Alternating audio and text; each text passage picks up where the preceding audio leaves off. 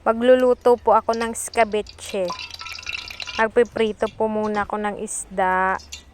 Ayan po, nilagay ko na yung mantika, isda. Piprituhin ko po muna. Naghiwa na po ako ng sibuyas, bombay. Binaliktad ko na po yung isda.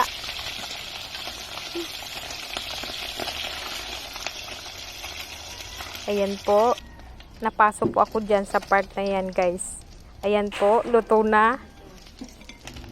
Nilagay ko sa lalagyan. Ayan. Tapos naprituhin. Ayan po, nakahiwa na po ako ng kamatis. Magigisa na ulit ako ng kamatis. Gigisa ko na yung kamatis, bawang, nilagay ko na yung bawang, mekos-mekos, sibuyas, mekos-mekos ulit, kamatis, mekos-mekos ulit.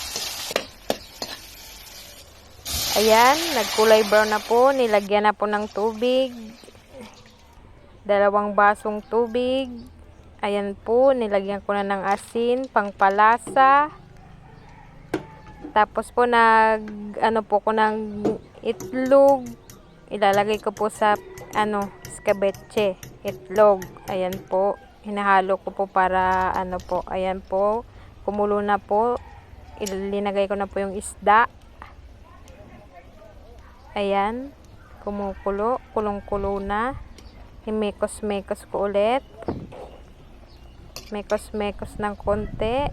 Ayan, nilagyan ko ng konting asukal para manamis-namis ng konti yung aking escabeche.